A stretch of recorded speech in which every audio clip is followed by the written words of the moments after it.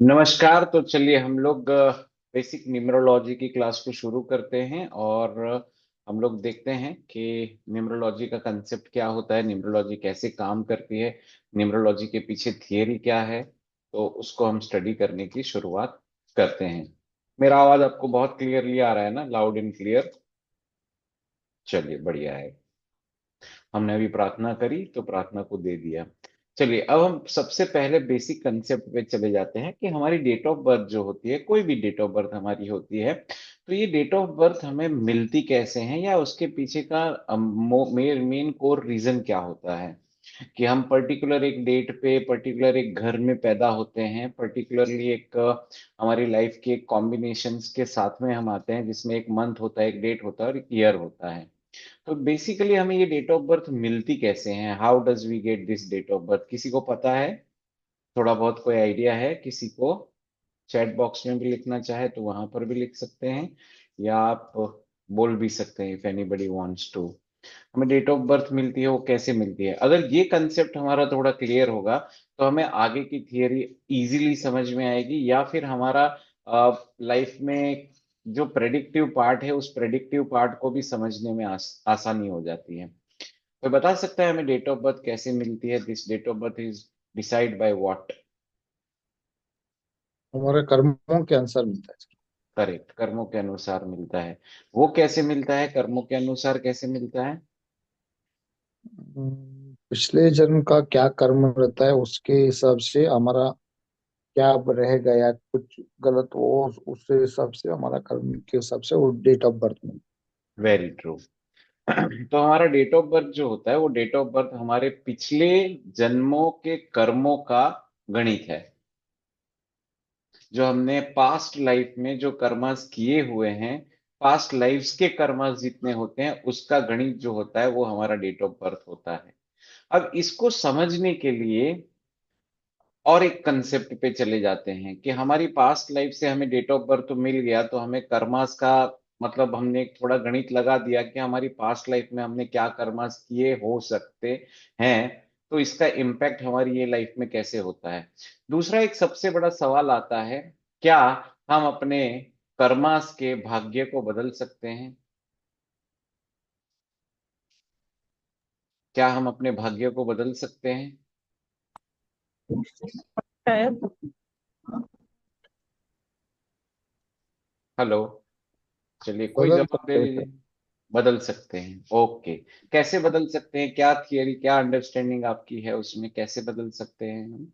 हम्म, हम कुछ भी काम करना है वो अच्छे काम काम करके हमारा कर्मों को बदल सकते हैं। ओके, मतलब इन द सेंस कि हम अच्छे कर्म करके बदल सकते हैं। रेमेडीज करके या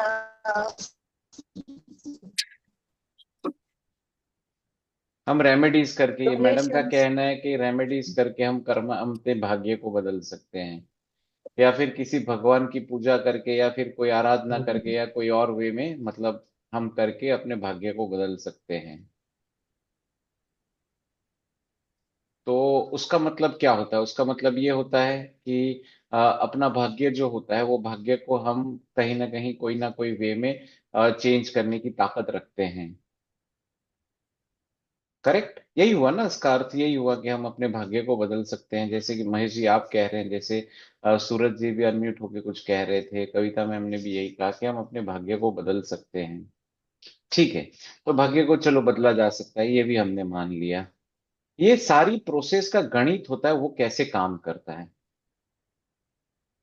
अब क्या होता है, इसको समझने के लिए हमें कर्मा की थियरी को समझना पड़ेगा। कर्म जो होते हैं उसकी थियरी को समझना पड़ेगा। अब वो थियरी क्या होती है? तो साइकिल का कर्मा जो की साइकिल होती है ना, वो तीन टाइप के कर्मा होते हैं: संचेत कर्म, प्रारब्ध कर्म और क्रियमान कर्म। संचेत कर्मा, प्रारब्ध कर्मा और क्रियमान कर्मा। अभी हर सोल जो होता है ना, वो सोल की एक जर्नी होती है, और वो जर्नी होती है मोक्ष की तरफ जाने की। हर एक सोल जो होता है वो सोल की एक जर्नी होती है, वो सोल का मेन फाइनल डेस्टिनेशन जो होता है वो होता है मोक्ष। अब वो जितने जन्म लेते रहता है हिंदू माइथोलॉजी के हिसाब से, वो जितने जन्म लेते रहता है तो वो क्या करता है कि कर्मों को इकट्ठा करता है। हर एक जन्म में कर्म को इकट्ठा करता है और करते करते करते करते वो सोल जो होता है वो मोक्ष की तरफ जाता है। करेक्ट। अब ये सारे जन्मों के जो हमारे कर्मास होते हैं, उस कर्मास को तीन पार्ट में डिवाइड किया गया है, संचयित कर्म, प्रारब्ध कर्म और क्रियमान कर्म। अब संचयित कर्म क्या होते हैं? तो हमने जितने जन्मों के अंदर कर्मा किए हैं वो सारे कर्म जो हैं वो कर्मों का एक्यूमुलेशन, मतलब जो इकट्ठा करके एक जगह पे स्टोर्ड होते हैं, स्टोरेज बैंक में स्टोर होते हैं, उसे कहते हैं हम संचयित कर्म, हमारे इकट्ठे हुए कर्म। अब उसमें कुछ अच्छे भी होते हैं, कुछ बुरे भी होते हैं, दोनों टाइप के कर्मास होते हैं। तो हमारे जो जन्मों जन्म में हम कर्मास करते आए हैं वो सारे कर्मास को इकट्ठे करने की जो जो एक स्टोरेज होती है उसे हम संचयित कर्मा कहते हैं। उसके बाद आता है हमारा प्रारब्ध कर्मा। ये सबसे इंपॉर्टेंट कर्मा है। प्रारब्ध कर्म का अर्थ क्या होता है कि इस जन्म में जब हम इस दुनिया में आए हैं तो संचेत कर्मा में से कुछ अच्छे कर्मा और कुछ बुरे कर्मा, इन दोनों का कॉम्बिनेशन करके हमको इस दुनिया में भेजा गया। और इस दुनिया में आके जो हमें वो कर्मास मिले हैं, उस कर्मा का फल मिला है, उसे हम प्रारब्ध कहते हैं।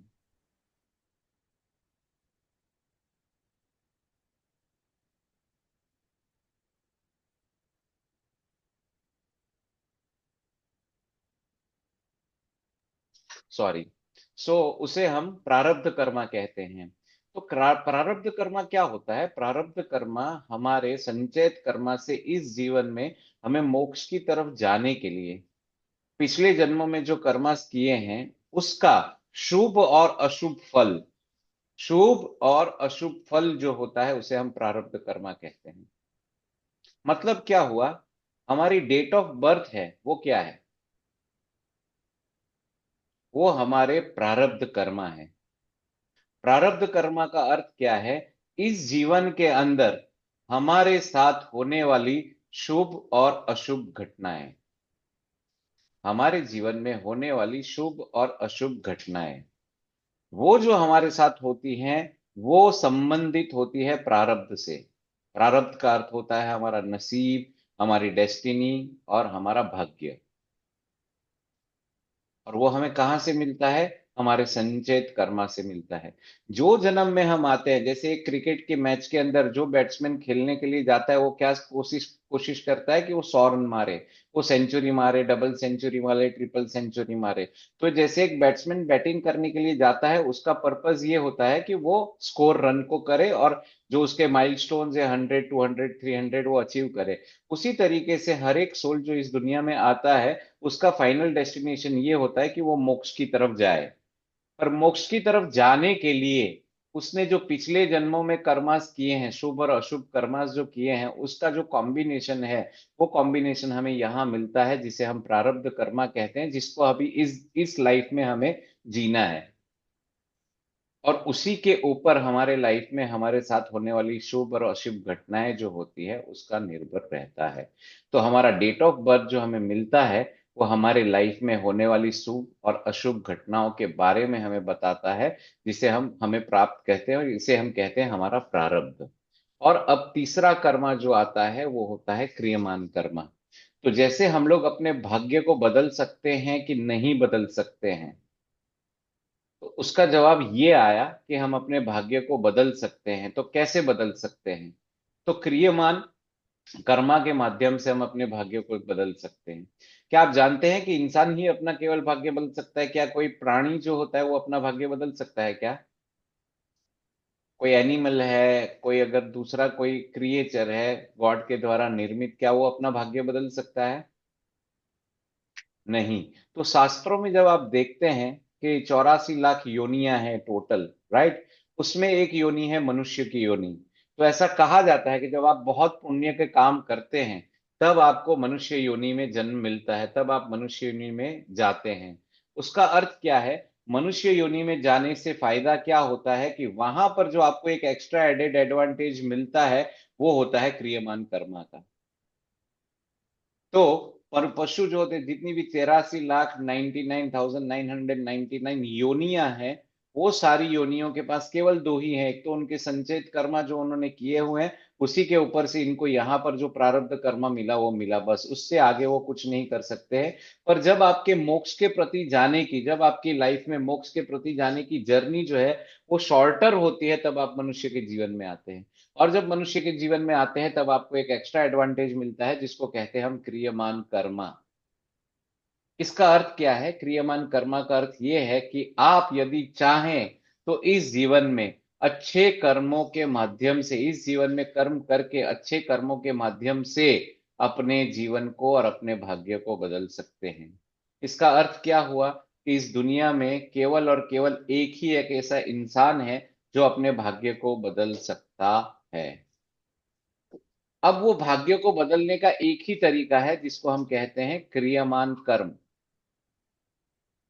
जो कार्य है उसके माध्यम से ही आप अपने भाग्य को बदल सकते हैं। तो कोई भी इंसान, भगवत गीता का भी कहा गया है कि कोई भी इंसान अपने कर्म से भाग सकता नहीं है, तो उसको कर्म करना पड़ेगा। तो इसीलिए हम लोग जो एस्ट्रोलॉजी, न्यूमरोलॉजी, अकल्ट साइंस की स्टडी करते हैं, वो स्टडी बेस केवल और केवल ये कर्मा के कंसेप्ट पे ही है। वो दो चीजों को रिवील करता है। एक है कि आपका प्रारब्ध क्या है, आप पिछले जन्मों में जो कर्मा किए थे उसके अनुसार आपको भगवान ने इस जन्म में क्या शुभ और अशुभ घटनाएं दी है।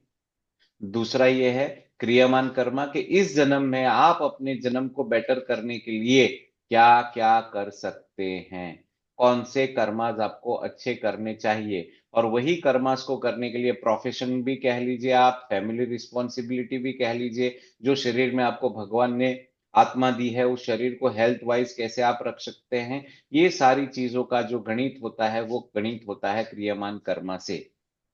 राइट? सभी को समझ में आ गया? तो अभी तीन चीजें जो है उसमें से अभी इंपॉर्टेंट सबसे ज्यादा क्या रह गई? जो हमने संचयित कर्मा देखा, प्रारब्ध कर्मा देखा और क्रियमान कर्मा देखा, इस सब में इंपॉर्टेंट क्या रह गया? सबसे इंपॉर्टेंट क्या है?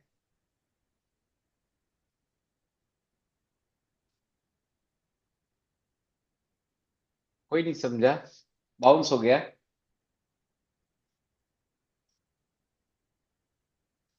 सब मेरा आवाज तो आ रहा है ना महेश जी? सबसे इंपॉर्टेंट होता है क्रियमान कर्मा। सबसे इंपॉर्टेंट होता है क्रियमान कर्मा, क्योंकि प्रारब्ध कर्मा जो है, जिसमें आपके साथ में होने वाली शुभ और अशुभ घटनाएं हैं, वो आप बदल सकते नहीं है। पर रिस्पॉन्स टू इट, जो क्रियामान कर्मा जो आपके हाथ में है, वो आप बेटर करके अपने आप को सही कर सकते हैं। इसका अर्थ क्या हुआ? जितनी भी रेमेडियां आप करते हैं, जितना भी भगवान का नाम लेते हैं, रेमेडियां करते हैं, टोटके टोने करते हैं, जेमस्टोन्स पहनते हैं, जो भी करते हैं, वो सारा गणित किसके लिए है? क्रियमान कर्मास के लिए है। ये कंसेप्ट बड़ा क्लियर रखना लाइफ में, कि इस जन्म के कर्म सही करने के लिए अगर आप कोई रेमेडी भी कर रहे हो, कोई ये भी कर रहे हो, वो भी कर रहे हो, क्योंकि आपका भाग्य बदलने की केवल और केवल ताकत क्रियमान कर्मा में ही है। क्योंकि प्रारब्ध आपको मिल गया, तो जैसे एक एक्सीडेंट होना है, तो मान लीजिए कि एक्सीडेंट बहुत बड़ा होना है, आपकी जान भी जा सकती है, वो हमें प्रारब्ध से पता चलेगा, शुभ और अशुभ घटनाएं। पर वो एक्सीडेंट का इम्पैक्ट कितना होगा, वो बदल सकता है क्रियमान कर्मा से। वो बदल सकता है क्रियमान कर्मा से। तो एक्सीडेंट होना कोई रोक नहीं सकता है, बट वो एक्सीडेंट का इम्पैक्ट क्या है वो कोई रोक सकता है, वो आपके साथ में बदल सकता है। तो आपके जीवन में आपको लगता है कि कोई बहुत बड़ी घटना होने वाली थी पर टल गई, ये भी हो सकता था, वो भी हो सकता था, ऐसा भी हो सकता था, वैसा भी हो सकता था, पर वो टल गया। वो टल इसलिए जाता है क्योंकि आपके क्रियमान कर्मा वैसे होते हैं, इसलिए। और अल्टीमेटली आप जो रेमेडिया करते हैं, वो बेटर क्रियमान कर्मा करने के लिए ही करते हैं। जैसे आपने उपवास कर लिया तो आपकी बॉडी में से टॉक्सिन्स निकल गए, तो तामसिक वृत्ति कम हो गई और सात्विक वृत्ति बढ़ गई। जैसे आपने भगवान का नाम जप करना शुरू किया तो आपके अंदर वो भगवान के प्रति प्रेम भाव शुरू हो गया। जैसे आपने कोई मंत्र जाप किया, कोई यंत्र जाप किया, कुछ भी यंत्र रिलेटेड रेमेडी की, मंत्र रिलेटेड रेमेडी की, चाहे वो वास्तु रिलेटेड रेमेडिया करी, जिसके रिलेटेड भी रेमेडिया करी, कहीं ना कहीं वो आपको इम्पैक्ट करती है। आप उसके द्वारा सही कर्मास करते हैं और उसी के माध्यम से आप अपने भाग्य को बदलते हैं। यही एक थियरी है, यही एक कंसेप्ट है। ठीक है। तो एक न्यूमेरोलॉजिस्ट का काम क्या है? न्यूमेरोलॉजिस्ट के दो काम हैं।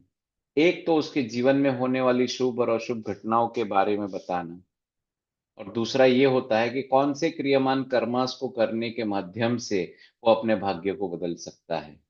और वो क्रियमान कर्मास करने के लिए ये कोई जरूरी नहीं है कि कोई रेमेडी करेगा वही अच्छे से कर पाएगा।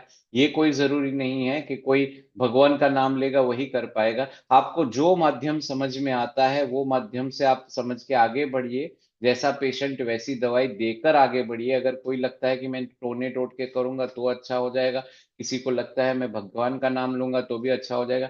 Ultimate goal is to do the kriyaman karma. अगर किसी को सीधा सीधा समझ में आ जाता है कि ये काम करते रहने से आपका भाग्य जो है या आपका काम जो है वो अच्छा हो जाएगा। जैसे अभी मैं पढ़ा रहा हूँ, अगर मैं बहुत दिल से, बहुत मन से, बहुत सच्चे उससे पढ़ा रहा हूँ, अगर अपने कार्य को, क्रियमान कर्मा को अच्छा कर रहा हूँ, वो कहीं ना कहीं मेरे भाग्य को सुधार देगा। वो कहीं ना कहीं मेरे रास्ते के सारे जो ऑब्स्टेकल्स है उसको कम कर देगा। तो कतई ये जरूरी नहीं होता है कि केवल एक ही माध्यम होता है जिस माध्यम से आप अपने आप को आगे लेके जा सकते हैं। यहाँ पर बिलीफ सिस्टम को डेवलप करना होता है, यहाँ पर वो एक विश्वास को डेवलप करना होता है। जब इंसान को खुद के ऊपर विश्वास आ जाता है तो वो खुद ही बहुत सारी चीजें कर लेता है। जब उसको बाहर की चीजों पे विश्वास आ जाता है कि मैंने भगवान का नाम लिया, मैंने ये किया, मैंने वो किया, मैंने ऐसा किया, मैंने टोना किया, टोटका किया, ऐसा किया, वैसा किया, उसकी वजह से अच्छा हो गया, हर चीज काम करती है। अल्टीमेटली आपके ऊपर उस चीज का प्रभाव होता है और उसी के कारण ये होता है। तो मैंने एस्ट्रोलॉजर, न्यूमरोलॉजिस्ट जो होता है उसका काम क्या होता है, वो कैसे काम करता है, और उस थियरी को यहाँ पर समझा लिया है कि तीनों कर्म क्या होते हैं और वो कैसे काम करते हैं। तो संचयित कर्म जो है वो सोर्स है जहां से सब चीजें आएंगी। प्रारब्ध कर्म है जो आपने मैनिफेस्ट किया हुआ है, मतलब आपने जो किया है उसका परिणाम आपको मिलेगा। और क्रियमान कर्मा जो है वो रिस्पॉन्स टू इट है, जो फ्री विल ही इन एक्शन है, planting the new seeds of good karma है। इसको एक एग्जाम्पल से बता देता हूँ। हर बार मैं ये एग्जाम्पल देता हूँ क्योंकि उद्वत गीता का ये दिया हुआ एग्जाम्पल है। जब महाभारत हुआ था तो महाभारत के वक्त जुए खेलने की बात हुई थी, तो युधिष्ठिर और दुर्योधन जब ये डिसाइड करते हैं तो युधिष्ठिर भगवान कृष्ण के पास जाते हैं और भगवान कृष्ण को कहते हैं कि हमने ये डिसाइड किया है पर आप आना नहीं, हम अपनी तरफ से खेलेंगे और जीत जाएंगे। अल्टीमेटली वो हार जाते हैं और हारने के बाद वो द्रौपदी को भी हार जाते हैं। द्रौपदी को हारने के बाद उसका चीरहरण होता है और चीरहरण होने के वक्त भगवान कृष्ण को वो याद करती है और उसको फिर भगवान कृष्ण बचा लेते हैं। अब ये कहानी के अंदर जो हमें समझने वाली बात है, तो ये इवेंट जो है वो इवेंट उन्होंने मैनिफेस्ट किया, मतलब वो प्रारब्ध में है कि उनको जुआ खेलने की बात आई, वो प्रारब्ध में आई। अब उसमें क्रियमान कर्म उसने क्या किया कि उसने क्या किया, उसने उन्होंने कहा कृष्ण भगवान को कि आप बीच में नहीं फिरिएगा, आप इसमें मत आइएगा। तो उसके कारण क्या हुआ, आदि गेम वहां पर वो हार गए क्योंकि भगवान क्रियमान कर्मा वो फ्री विल उनके पास थी पर उन्होंने वो किया नहीं। उसके बाद क्या हुआ, जुए में द्रौपदी को भी लगाई और उसको भी हार गए। और जब द्रौपदी ने भगवान कृष्ण को याद किया, उसने भी वही क्रियमान कर्मा किया, भगवान कृष्ण को याद करना, तो भगवान कृष्ण ने आके उसको बताया, बचाया। अल्टीमेटली दुर्योधन के पास भी ये ऑप्शन था कि वो भगवान कृष्ण के पास गए और वो उनको कहते कि भाई आप आओ और हमारी जगह पे, जैसे वहां शकुनी मामा खेल रहे हैं, आप आओ और आप हमारी जगह पे खेलो। तो ये हो सकता था कि वो हारते ही नहीं, और उसकी जगह पे वो हार गए। तो उसको प्री डेस्टाइंड हम नहीं कह सकते कि ये प्री डेस्टाइंड था, क्योंकि उसके बाद जब द्रौपदी हारी तो द्रौपदी को जब चीरहरण हुआ तब भगवान जी आए, और भगवान जी आने के बाद उसको बचाया क्योंकि उन्होंने भगवान को याद किया। तो हमारे जीवन में भी होता, अगर हम उस घटना को देख के चले तो आए तो अल्टीमेटली कृष्ण भगवान ही, पर द्रौपदी को बचाया। तो हमारे जीवन में भी बहुत सारी घटनाएं ऐसी होती है, अगर हम सीधा कान पकड़ लेते हैं तो चीजें इजी हो जाती है। जब हम कान उल्टा पकड़ते हैं तो काफी सारा नुकसान और काफी सारी चीजों के बाद हमारे सामने वो काम आता है और वो होता है। तो एक न्यूमेरोलॉजिस्ट का काम ये होता है कि वो उसको सीधा कान पकड़वा दे, ना कि उल्टा घुमा फिरा के वो कान पकड़े। करना तो वही है, क्योंकि वहां से ही बचना होगा, बाकी और कोई उपाय है नहीं। बट जब वो सीधा कान पकड़ के करने की कोशिश करेगी तो ये होगा। हमेशा एक न्यूमेरोलॉजिस्ट को अपना रोल पता होना चाहिए कि मेरा लाइफ में यहाँ पर मैं काम कर रहा हूँ, उसका रोल क्या है। तो मैं दो चीजें करता हूँ, एक प्रारब्ध कर्म, आपकी डेट ऑफ बर्थ से शुभ और अशुभ घटनाएं क्या है उसके बारे में आपको अवगत कराना, और दूसरा कि क्रियामान कर्मा कौन से कर्माज आपको करने चाहिए जिसके माध्यम से आपकी चीजें आसान हो जाए और आपका सोल जो है वो मोक्ष की तरफ चले जाए। तो क्रियामान कर्मा को कैसे आप बेस्ट कर सकते हैं ताकि आपकी इस लाइफ की जर्नी को आप बेटर बना सकते हैं। और उसके अंदर सारी चीजें आ गई, आपका प्रोफेशन भी आ गया, जो भगवान ने कहा कि ये कर्म करेगी, अगर तू ये कर्म करेगा तो आपको बेनिफिट मिलेगा। उसके अंदर आपका रिलेशनशिप भी आ गया, उसके अंदर आपका हेल्थ भी आ गया, और उसके अंदर ओवरऑल पर्सनल और प्रोफेशनल डेवलपमेंट भी आ गया। ठीक है। तो इसलिए मोक्ष की तरफ जाने का जो रास्ता है वो रिड्यूस संचेत कर्मा, ट्रांसफॉर्म प्रारब्ध कर्मा ने, break free from the cycle. तो इस तरीके से हम चीजों को लेके और समझ के चलते हैं। ठीक है। तो न्यूमेरोलॉजी जो है वो, न्यूमेरोलॉजी का मेन पर्पज ही यही होता है, इसके माध्यम से ही हम लोग आगे बढ़ते हैं। तो न्यूमेरोलॉजी क्या है? तो study of a relationship between numbers and events. मैंने बताया कि जो नंबर्स हैं वो हमारी लाइफ में होने वाली शुभ और अशुभ घटनाओं के बारे में बताते हैं। And you can get insight into the character, hidden talent, learn about the best time of the relationship, find out what your health might be a concern, discover कब आपका हेल्थ का प्रॉब्लम हो सकता है, कब आपका सही हो सकता है, उसके बारे में बताती है। न्यूमरोलॉजी की मेन सिस्टम्स जो होती है वो पाइथागोरियन है, चैलिडियन है, कबाला है, और चाइनीज न्यूमरोलॉजी, इसको हम लोशुग्रिड कहते हैं। ये मेन चार हम लोग उसको लेके चलते हैं। धीरे धीरे हर एक न्यूमरोलॉजी के बारे में जैसे जैसे आगे प्रोग्रेस होगा वैसे आपको बताऊंगा। अब यहाँ पर देख लेते हैं, हम होते हैं, हमारी डेट ऑफ बर्थ होती है, और हमारे नेम होते हैं। न्यूमेरोलॉजी ये तीन चीजों पे मेन कंसर्न होती है, हम बीच में फोकस्ड हम होते हैं। हमारा डेट ऑफ बर्थ होता है और हमारा नाम होता है। ठीक है। ये तीन चीजें हमारे लिए, दो चीजें पर्टिकुलरली यूनिक होती है कि हमारा नाम, हमारा डेट ऑफ बर्थ और हम। क्या आपको कभी पता है कि आपका जो डेट ऑफ बर्थ है उसी डेट ऑफ बर्थ के दिन आपके ही नाम का कोई पर्सन हो? ऐसा कोइंसिडेंस कभी आपने सुना है, देखा है?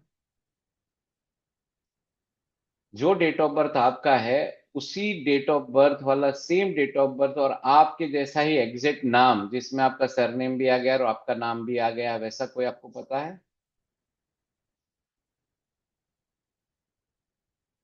नहीं, नहीं पता है, राइट? क्योंकि ये बहुत रेयर होता है।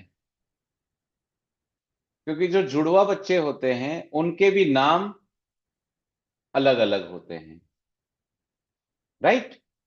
तो इसीलिए इस दुनिया में जो आता है उसको जब हम नाम देते हैं, नाम और उसके साथ में उसका डेट ऑफ बर्थ, जब ये दोनों चीजें कंबाइन होती है तो रिजल्ट देती है, राइट?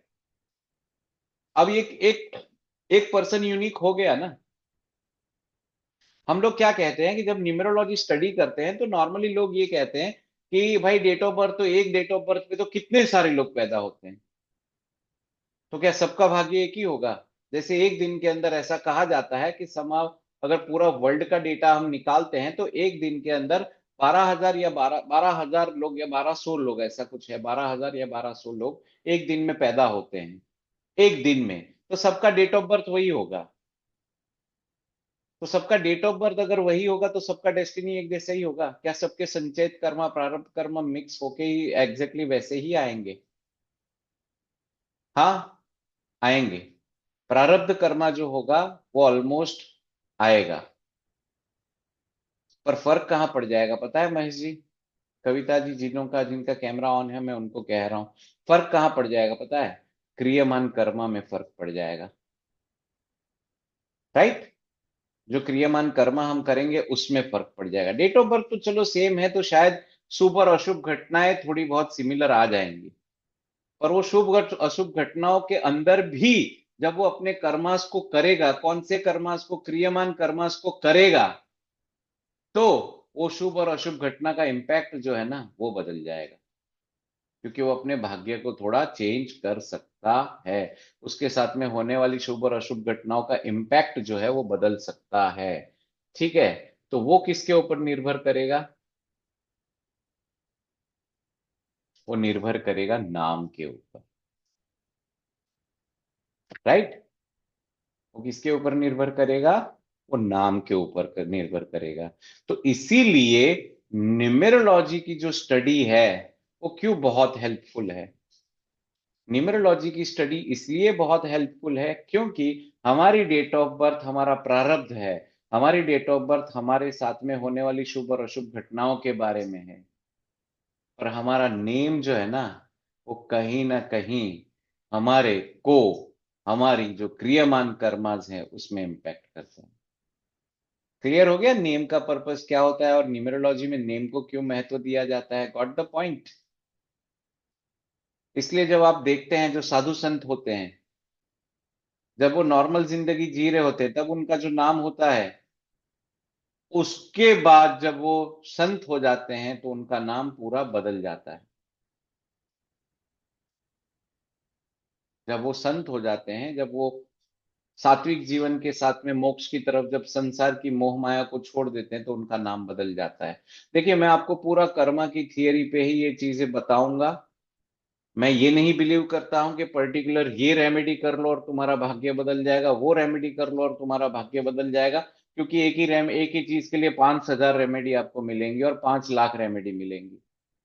पर मैं इतना समझता हूं कि अल्टीमेटली अगर आपको ये कंसेप्ट पता है कि आपने प्रारब्ध में जो लेके आए हैं, वो पिछले जन्मों के जो गणित है उससे प्रारब्ध में लेके आए हैं, और वो आपका डेट ऑफ बर्थ है, उसको बदलने की अगर कोई क्षमता रखता है तो इस जन्म में किया हुआ आपका क्रियामान कर्मा है जो उसको बदलने की क्षमता रखता है। और उसको बदलने के लिए, उसको स्टडी करने के लिए, क्रियामान कर्मा जो है उसको इम्पैक्ट कौन करता है? तो हमारा नाम करता है।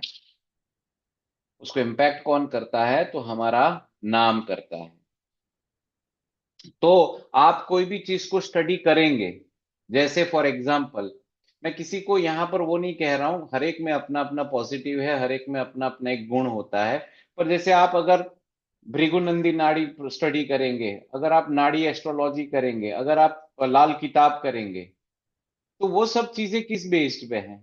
लाल किताब है वो रेमेडी बेस्ड पे है कि आप ये कर लोगे तो आपका ये हो जाए। तो उसने कहाँ फोकस किया? क्रियमान कर्मा पे फोकस किया।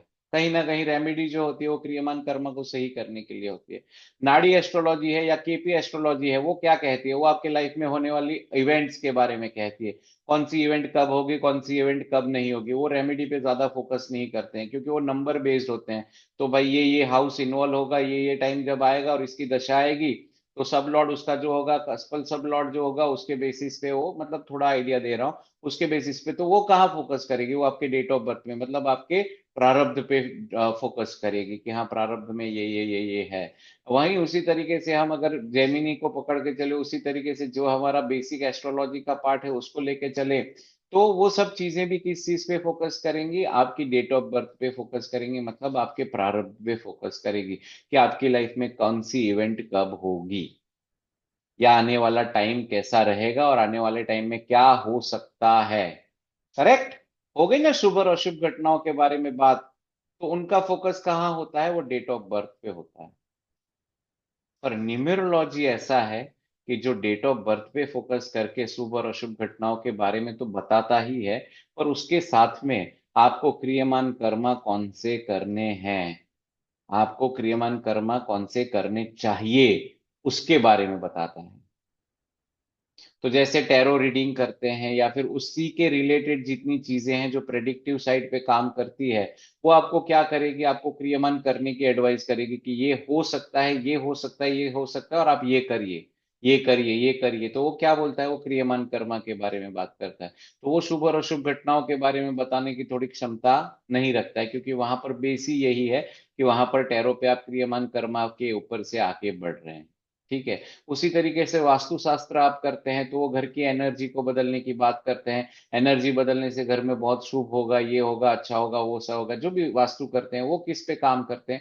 वो भी क्रियामान कर्मा के ऊपर काम कर रहे हैं कि घर में अगर ये स्थान ऐसा नहीं रहेगा, ये स्थान में नॉर्थ ईस्ट में ये होगा, वो होगा, साउथ में ये होगा, नॉर्थ की डायरेक्शन कुबेर की डायरेक्शन है, वहां आप ऐसा कर देंगे तो पैसा आपके पास बहुत आएगा, क्योंकि वो एनर्जी बदल जाएगी तो चीजें आपको सही करने के लिए मिलेगी। वो शुभ और अशुभ घटनाओं के बारे में प्रेडिक्टिव नहीं कर सकती है।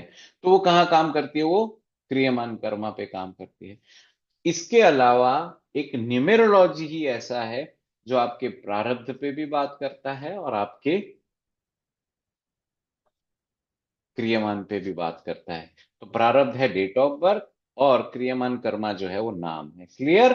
तो अभी आज के बाद अगर आपको कभी भी कोई चीज का कंफ्यूजन हो, अगर कोई बोले कि नाम चेंज करने से क्या चेंज होगा, या नाम अच्छा सही रखने से, या मेरी डेट ऑफ बर्थ के साथ में मेरा नाम कंबाइन करेंगे और उसको अगर सही अलाइन करके चलेंगे तो क्या बेनिफिट होगा, तो उससे बेनिफिट ये होगा कि आपके जीवन में जो शुभ और अशुभ घटनाएं होने वाली हैं वो तो कोई बदल नहीं सकता है, क्योंकि वो आपको भुगतना पड़ेगा।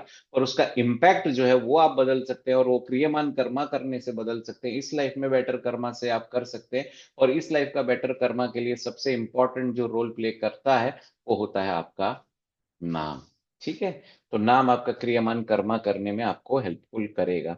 नेम न्यूमरोलॉजी में ये सारी चीजें बहुत डिटेल्ड में हम समझते हैं कि नेम न्यूमरोलॉजी के अंदर क्रियामान कर्मा को, या फिर हमारे लाइफ में कर्मास के ऊपर ये हमें कैसे इम्पैक्ट करता है, और क्या करता है क्या नहीं करता है, उसके ऊपर हम जाते हैं। हमारे नेम से हमें डेस्टिनी नंबर मिलता है, सोल नंबर मिलता है, पर्सनालिटी नंबर मिलता है, एसेंस साइकिल नंबर मिलता है, हिडन पैशन नंबर मिलता है, और कार्मिक लेसन नंबर्स मिलते हैं। इतने सारे नंबर्स जो हैं वो हमारी डेट ऑफ बर्थ से हम निकालते हैं, और वो हमें कहीं ना कहीं कैसे इम्पैक्ट करते हैं उसके बारे में हम स्टडी करते हैं। हमारी डेट ऑफ बर्थ से हमें, हमारा जो डेट ऑफ बर्थ है जिससे हम प्रारब्ध कर्मा कहते हैं, प्रारब्ध कर्मा जो हमारा होता है उसे हम बर्थडे नंबर, लाइफ पाथ या कंडक्टर भाग्यांक या ड्राइवर मूलांक number, pinnacle number, challenge number, personal year month day number, triad number, maturity number, importance of your life, फिर उसके माध्यम से ही हम दशाओं के ऊपर भी जाते हैं। ठीक है? अब दशाएं जो होती हैं वो वैदिक न्यूमरोलॉजी का पार्ट है जिसमें हम दशाओं को लेके चलते हैं। तो इसमें भी जैसे आपने सुना होगा एस्ट्रोलॉजी में भी दशाएं होती है, उसी तरीके से वैदिक न्यूमरोलॉजी में भी दशाएं आती हैं। तो दशाएं जो होती हैं वो किस बारे में बात करती हैं? जैसे डेट ऑफ बर्थ से शुभ और अशुभ घटनाओं के बारे में पता चलता है, तो शुभ और अशुभ घटनाएं कब होंगी, वो कब हो सकती है, तो उसके बारे में जो बात करती है वो हमारी दशाएं बात करती हैं, कि वो कौन से ईयर है, कौन सा पीरियड है, कौन सा टाइम है, कौन सा मंथ है जब ये सारी चीजें काम करेंगी या ये सारी चीजें होंगी, उसके बारे में बात करती हैं। तो वो दशाएं जो होती है वो दशाएं हमें वहां से मिलती हैं। यहाँ पर कुछ नंबर्स हैं, ट्रायड नंबर है, मैच्योरिटी नंबर है, पर्सनल ईयर नंबर है, चैलेंज नंबर, पर्सनल नंबर है। ये सब चीजें भी कहीं ना कहीं हमें बेनिफिट करती हैं, राइट? तो इस तरीके से नंबर्स जो होते हैं, नंबर्स की थियरी काम करती है, राइट? तो हम लोग न्यूमेरोलॉजी के अंदर नंबर्स को तो समझते हैं, पर नंबर्स के साथ साथ कुछ चीजें ऐसी इंपॉर्टेंट है जिसे हमें समझना चाहिए, और वो समझने से हमें आगे की कैलकुलेशन काफी ज्यादा डिटेल्ड में पता चलती है, राइट? चलिए अब हम नंबर्स पे चले जाते हैं, नंबर्स को थोड़ा सा समझने की कोशिश करते हैं। अच्छा, आपको ये समझना है क्या कि हमारे पास्ट लाइफ में हमने क्या कर्मास किए हैं जिसकी वजह से हमें ये डेट ऑफ बर्थ मिला है?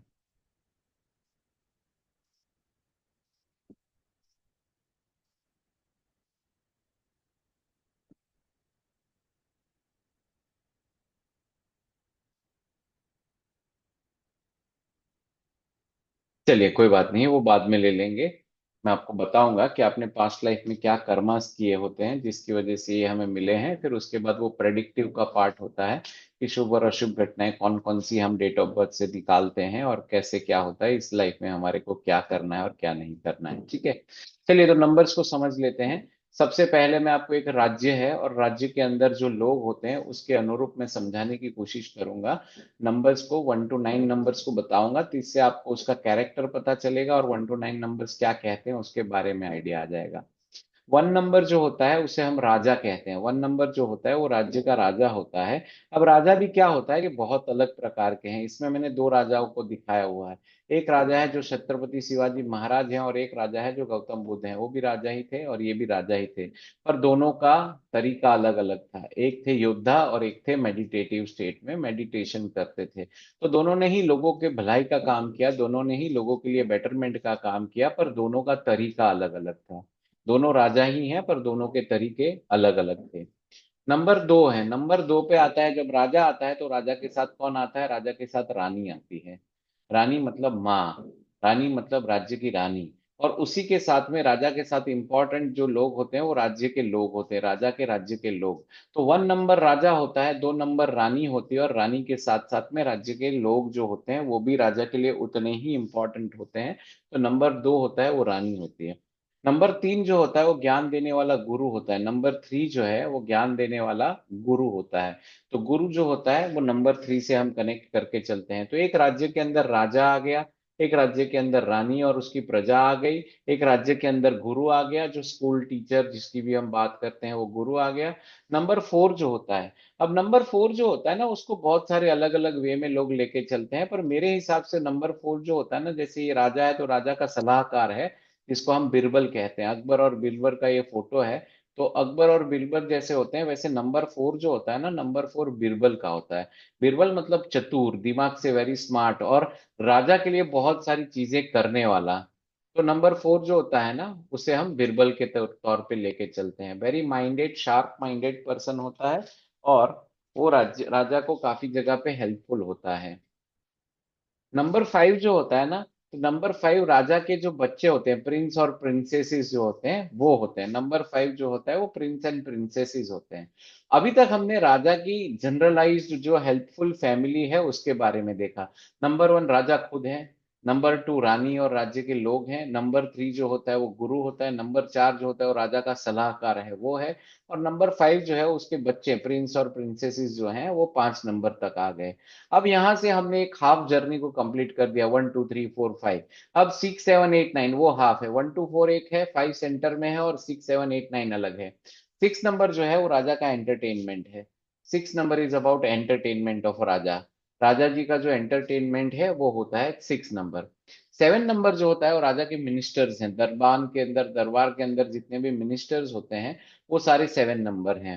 8 नंबर जो होता है वो होते हैं हमारे लॉयर्स, जज, जो राजा को राज्य चलाने के लिए हेल्पफुल होते हैं, जो राजा को गाइडेंस भी देते हैं लॉ के हिसाब से कैसे चलना है, जस्टिस कैसे करना है, राज्य को चलाने के लिए बैलेंस कैसे करना है।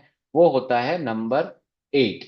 और नंबर 9 जो होता है वो राज्य के सेनापति हैं, राजा के या राजा के लिए जो युद्ध करते हैं वो युद्ध करने वाले सेनापति होते हैं। देखिए आज की डेट में न्यूमरोलॉजी सबको पता है, न्यूमरोलॉजी के ऊपर बहुत इजीली इंफॉर्मेशन अवेलेबल है। न्यूमरोलॉजी करना भी लोगों को लगता है बहुत आसान होता है। बट पर्टिकुलरली मैंने आपको जो कंसेप्ट बताया ना वो कंसेप्ट को याद रखिएगा कि दो ही चीजें हैं, एक होता है हमारा संचेत प्रारब्ध कर्मा और दूसरा होता है क्रियमान कर्मा। ये दो ही कंसेप्ट हैं, तीसरा कोई कंसेप्ट नहीं होता है। प्रारब्ध कर्मा और प्रारब्ध कर्मा के साथ में क्रियमान कर्मा। अब 1 से 9 के बीच में ये नंबर आ गए। अब आप कौन सा नंबर लेके पैदा हुए? क्या आप राजा बने हो क्या? आप रानी का नंबर 2 लेकर आए हो क्या? आप गुरु का नंबर 3 लेकर आए हो क्या? बीरबल का 4 नंबर लेकर आए हो क्या? आप उसके साथ में राजा का प्रिंस और प्रिंसेस बच्चे बनने वाला नंबर लेकर आए हो क्या? राजा का एंटरटेनमेंट वाले नंबर लेकर आए हो क्या? राजा के मिनिस्टर का नंबर लेकर आए हो क्या? या फिर आप राज्य को कैसे चलाना है उसके लिए जज वाला 8 नंबर लेकर आए हो क्या, या सेनापति वाला 9 नंबर वाला लेकर आए हो क्या? ये आपको जानना बहुत जरूरी है। ये अगर जब आप जानोगे तब आपको पता चलेगा कि आप बेसिकली इस जन्म में क्या आपके क्रियमान कर्म है और क्या आपके प्रारब्ध कर्म है। उसका एक एग्जांपल देता हूं। जैसे अब फॉर एग्जांपल गुरु है, तो 3 नंबर है गुरु।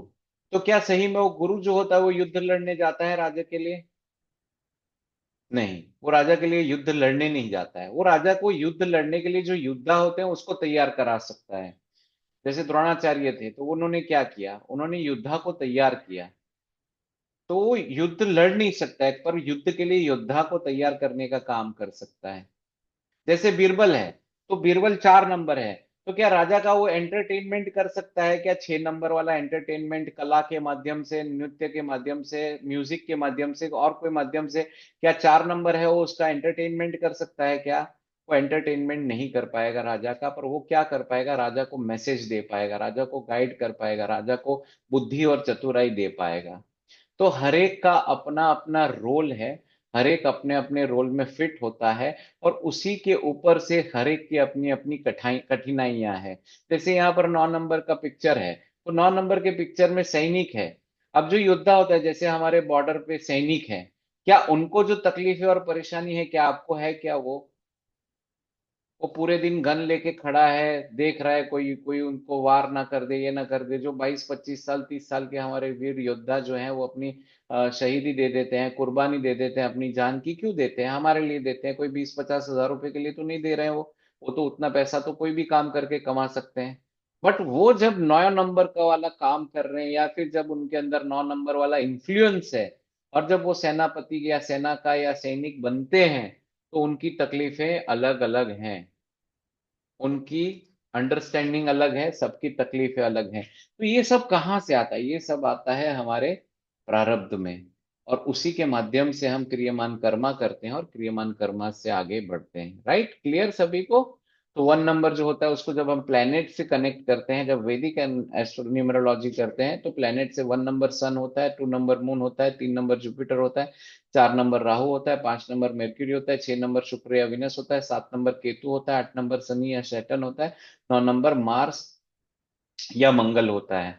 तो बेसिकली ये जो गणित है ना, ये गणित इसलिए मैंने आपको बताया है कि आपको जब उसको प्लेनेट के साथ में कनेक्ट करके देखते हैं तो आपको आइडिया आएगा। देखिए, प्लेनेट का अपना एक कैरेक्टरिस्टिक होता है, और उसके साथ में नंबर्स का अपना एक गणित होता है। सब नंबर्स अलग अलग शेप के हैं, सब नंबर्स को अलग अलग तरीके से आप देख सकते हैं। किसी नंबर में आपको स्ट्रेट लाइंस दिखेंगी, किसी में आपको कर्व दिखेगा। तो नंबर्स जो होते हैं वो स्ट्रेट लाइन और कर्व से बनते हैं। अब आप देखो, 1 नंबर स्ट्रेट लाइन से बना हुआ है, इसका अर्थ क्या होता है? वो अपने एटीट्यूड में, अपने प्रिंसिपल्स में चलने वाला नंबर है। नंबर 2 है, उसमें स्कव भी है और स्ट्रेट लाइन भी है, बेस भी है, तो वो क्या है? मिक्स है। नंबर 3 में क्या है? नंबर 3 में कर्व है। 4 में क्या है? स्ट्रेट लाइंस है। 5 में क्या है? कर्व और मिक्स है। 6 नंबर में क्या है? कर्व्स हैं। 7 नंबर में क्या है? लाइंस हैं। 8 नंबर में क्या है? सर्कल्स है, मतलब कर्व्स हैं। और 9 नंबर में क्या है? Usually 9 number curve plus lines का कॉम्बिनेशन होता है। तो ये नंबर्स भी जैसे दिखते हैं, वैसे ही इनका अपना एक गणित होता है, वैसे ही इनका एक अपना डेफिनेशन होता है। और उसी को हम स्टडी करने की कोशिश करते हैं न्यूमेरोलॉजी के अंदर, और उसे ही हम कहते हैं इंसान का कैरेक्टर। इंसान क्या कैरेक्टर से बना हुआ है वो। राइट? अब इंडियन साइकोलॉजिकली मैं आपको समझाऊं, तो इंडियन साइकोलॉजी में पहला नंबर सन का है और दूसरा नंबर मून का है। क्यों ऐसा है? पहला नंबर ही सन का है और दूसरा नंबर ही क्यों मून का है? ये इंटरेस्टिंग है, थोड़ा ध्यान से समझने की कोशिश करिएगा तो आपको पता चल जाएगा। सन जो होता है ना, सन सन हमारे ब्रेन का कारक है, दिमाग के कारक है, दिमाग का कारक है। सन इज अवर ब्रेन का कारक। और 2 नंबर जो मून का है वो हमारे मन का कारक है। किसका कारक है? मन का कारक है। अब मन एक्चुअली होता क्या है पता है आप? मन क्या होता है? कहीं देखा है कहाँ आता है? हार्ट नहीं होता है मन। मन एक अलग होता है चीज। मन जो होता है ना, वो हमारा पेट होता है। पता है आपको ये? किसी को पता था ये, कि हमारा मन जो होता है वो हमारा पेट होता है? नहीं। पेट को इंग्लिश में क्या कहते हैं? गट। गट कहते हैं ना, गट। गट कहते हैं ना। अब आपने ये वर्ड सुना है कि हमारी गट फीलिंग ये कहती है, हमारी गट फीलिंग ये कहती है, गट फीलिंग मेरी ये कहती है, गट फीलिंग ये कहती है। उसका मतलब क्या है? जब इंट्यूटिव पार्ट आ जाता है, हमारा इंट्यूशन का पार्ट आ जाता है, इंट्यूशन से हम कहते हैं, उसे हम गट फीलिंग भी कहते हैं ना, कि मेरी गट फीलिंग मुझे ये कहती है। उसका मतलब क्या हुआ? आपको पता है, जिसका चंद्रमा खराब होता है, जिसका 2 नंबर खराब होता है, जो 2 नंबर से लेके चलते हैं, उनको कॉन्स्टिपेशन का प्रॉब्लम रहता है। कोई है 2 नंबर? कहीं ना कहीं उसकी लाइफ में जब 2 नंबर इन्फ्लुएंस करता है ना, तो उसको कॉन्स्टिपेशन का प्रॉब्लम रहता है। कोई है आपकी जानकारी में नंबर 2? टोटल में 2 आता है। हाँ, तो टोटल में भी आएगा तो भी वो कॉन्स्टिपेशन का थोड़ा प्रॉब्लम देगा, डाइजेस्टिव सिस्टम का प्रॉब्लम देगा। है सर मेरे को। हाँ, वो रहेगा। क्यों? क्योंकि वो गट का कारक है। तो हम लोग इंडियन लोग जो है ना, खाना पूरे वर्ल्ड में किसका अच्छा है? इंडियन का। जो मसाले हैं, तड़का है, ये वो सब कहाँ यूज होता है? इंडिया में। खाना सबसे बेस्ट कहाँ का है? इंडिया का है। उसका मतलब क्या है? हम लोग जो है, हम लोग गट से ड्रिवन है। हम लोग जो है वो मन से ड्रिवन है, मन। ये हमारा मन जो होता है, मन से हम लोग ड्रिवन करते हैं। मन करेगा तो करेंगे, नहीं तो नहीं करेंगे। अब्रॉड में क्या है, वो सन से ड्रिवन है, नंबर वन से ड्रिवन है। वहां लोग क्या है कि वहां लोग आपको प्लास्टिक लोग हैं, मतलब वो ह्यूमैनिटेरियन की बात करेंगे, ये करेंगे, ऐसा करेंगे, वैसा करेंगे, पर वहां ही उतने ही ज्यादा साइको लोग हैं कि कोई गया और कोई मतलब होटल के बाहर चला गया और गोली बंदूक लिया और धड़ धड़ धड़ धड़ धड़ उड़ा दिया और बहुत सारे लोगों को मार दिया। क्यों? क्योंकि वो जो दिखाते हैं, वो दिखाते हैं सोसाइटी कल्चर, ये वो जो बातें करते हैं उसमें ज्यादा वेस्टर्न कल्चर बिलीव नहीं करता है। वो बिलीव करता है ह्यूमैनिटेरियननेस को, ये सब को, उस चीज को। वहां पर ही क्यों नोबेल पुरस्कार शांति के दिए जाते हैं? हमारे यहाँ तो बहुत शांति के नोबेल पुरस्कार मिलने चाहिए, हमारी हर सोसाइटी में नोबेल पुरस्कार होनी चाहिए फिर शांति के। क्योंकि हम लोग बात करने में सब लोग, हमारे यहाँ झगड़े भी होते हैं तो कैसे होते हैं, दो लोग झगड़ा करेंगे, हाथ कोई नहीं उठाएगा, बोलते रहेंगे अरे ये मार दूंगा, वो मार दूंगा, ऐसा कर दूंगा, वैसा कर दूंगा। फिर अगर कोई आ गया या पुलिस आ गई तो सब भाग जाएंगे। तो हमारे यहाँ का कल्चर जो है वो मून से ड्रिवन है, हमारे यहाँ का कल्चर जो है वो गट से ड्रिवन है। हम लोग जो चलते हैं वो दिमाग से नहीं, दिल से चलते हैं। दिल या फिर आप मन कह लो, गट कह लो, हम उससे चलने वाले लोग हैं। जबकि वन नंबर जो है वो दिमाग का नंबर है, तो वहां पर लोग जो करेंगे वो दिमाग से सोच कर करेंगे, दिमाग से वो करके चलेंगे। जैसे हम लोग ना कोई चीज हमारे हाथ से गिर जाती है या कोई चीज नीचे हो जाती है, तो हम लोग बच्चों को भी क्या सिखाते हैं, उठा दे पहले सर पे लगा ले। अगर पैसे का एक नोट गिर गया है तो सर पे लगा ले, फिर जेब में लग, गलती हो गई भाई गिर गया तो फिर जेब में रख ले। हम लोग गट से ड्रिवन लोग हैं, हम लोग मून से ड्रिवन लोग हैं। राइट? तो इसलिए वन नंबर जो है ना वो स्ट्रेट है, वो दिमाग से सोच के चलता है, वो लाभ हानि को लेके चलता है। हम लोग कोई अच्छा काम भी करेंगे ना, वो क्यों करेंगे, क्या बोल के करेंगे कि नेकी कर दलिया में डाल, किसी का अच्छा कर दिया, चल अपने कुछ कर्मा तो अच्छे हो जाएंगे, कुछ अपना तो गलत किया होगा वो तो सही हो जाएगा। हम लोग ये सोच के करते हैं, हम लोग उस तरीके से करते हैं। हम लोग डरते हैं, किससे डरते हैं, भगवान से भी डरते हैं। अब घर के अंदर मम्मी जो होती है वो किससे डरती है, पापा से डरती है। नॉर्मली जनरली वो बच्चों को किसका डर दिखाती है, पापा का दिखाती है। तो इन जनरल नंबर टू जो है वो नंबर टू मून से ड्रिवन नंबर है। नंबर टू जो है वो हमारे यहाँ, हम लोग जो इंडिया में चलते हैं वो गट से ड्रिवन है। आप लोग ना प्रेडिक्टिव जब भी करो ना, कोई भी नंबर टू आए ना तो सीधा बोल दो भाई तुम्हारा पेट खराब रहता है क्या, कॉन्स्टिपेशन का इश्यू रहता है क्या, क्योंकि उसका गट खराब है। अब नंबर टू का रेमेडी क्या है पता है, उसको क्रियामान कर्म सही करने तो करना क्या है पता है, पेट को सही रख लो। क्या कर लो? पेट को सही रख लो। अब उसके लिए जो भी करना पड़े कर लो। उससे क्या होगा, आपका क्रियामान कर्म सही हो जाएगा। अब जब क्रियामान कर्म सही हो जाएगा, उससे फायदा क्या होगा, उससे आपके जीवन में शुभ घटनाएं अशुभ घटनाओं का दौर कम होता जाएगा और शुभ घटनाओं का दौर अच्छा होता जाएगा। आपका गट अच्छा होगा, आपको गुस्सा नहीं आएगा। आपका गट अच्छा होगा, आपका काम करने में ध्यान लगा रहेगा। आपका गट अच्छा होगा, आपके अंदर एनर्जी बनी रहेगी।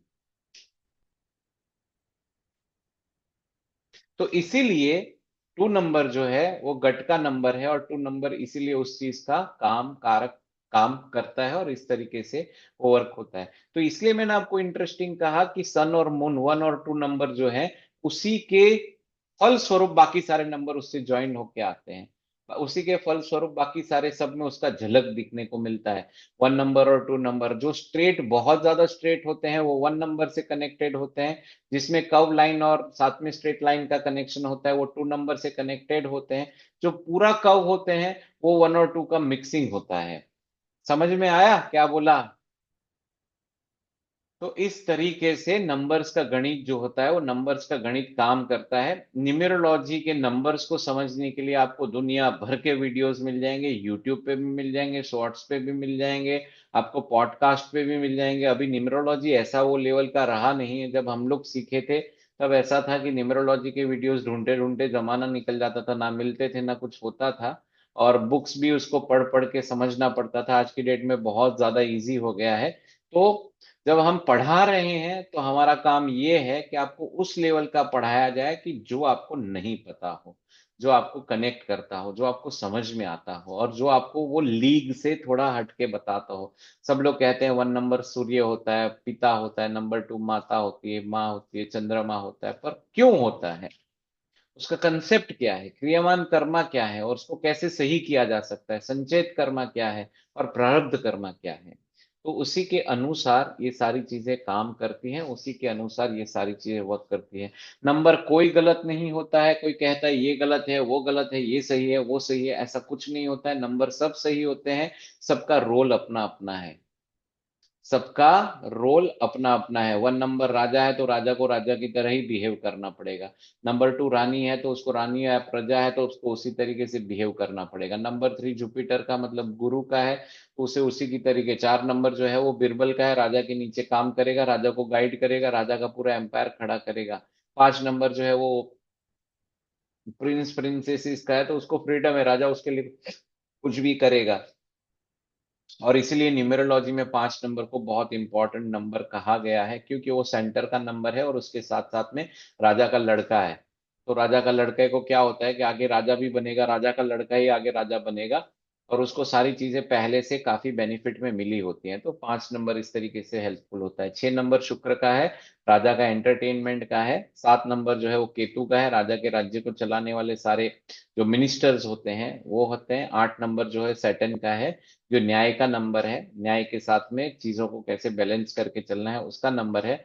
और 9 नंबर जो है वो मार्स मंगल का है, सेनापति है। सेनापति मतलब लड़ने वाला, उसके लिए वो करने वाला, तो उसका नंबर 9 होता है। तो इस तरीके से सारे के सारे नंबर्स जो होते हैं 1 to 9 नंबर्स रोल प्ले करते हैं। Sun, moon, Jupiter, Rahu, earth, Mercury, Venus, Ketu, full moon, Saturn और मार्स। तो इसमें नंबर्स जो होते हैं वो भी नंबर्स का एक दूसरे के साथ में कनेक्शन होता है। राजा जो होता है, राजा का हर एक चीज के लिए अपना अपना कनेक्शन होता है। राजा हर एक से, जैसे 1 नंबर राजा का है तो राजा के साथ में ही सारी चीजों को लेके चलते हैं। राजा जो होता है रानी के पास कब जाता है? एक रिलेशनशिप बेस्ड पे वो रानी के पास जाता है, उनकी पत्नी है तो उनके साथ में सुख दुख सारी चीजें शेयर करनी होती है, एनर्जी एक्सचेंज करना होता है, तब वो राजा रानी के पास जाता है। जब उसको जुपिटर 3, जब उसको कोई मार्ग नहीं दिख रहा है, जब उसको जिंदगी में डाउन फील कर रहा है, जब उसको समझ नहीं आ रही है, जब उसके लिए कोई चीज सीखने का है, तो वो जुपिटर 3 नंबर के पास जाएगा। जब उसको एडवाइस चाहिए, जब उसकी चीजों को बैलेंस करके चलने की बात आएगी, तो वो 4 नंबर के पास जाएगा। जब अपने राज्य में से उसको चीजें देनी होगी, राज्य चलाने के लिए देना होगा, कोई गुप्त चीजें करनी होगी, तो वो 5 नंबर के पास जाएगा। जब उसका एंटरटेनमेंट चाहिए तो वो 6 नंबर के पास जाएगा।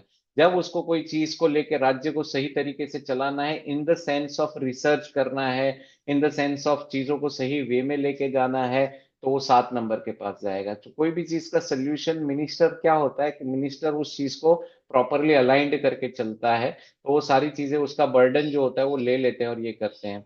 जब चीजों को न्याय के अनुरूप चलाना है, जब चीजों को बैलेंस करके जो गलत है उसको दंडित करना है, जो सही है उसको लेके चलना है, तो 8 नंबर के पास जाएगा। और जब उसको युद्ध करना है, जब उसको जंग लड़नी है, जब उसको विजय प्राप्त करनी है, जब उसको करेज चाहिए, जब उसको लड़के आगे बढ़ना है, वो 9 नंबर के पास जाएगा।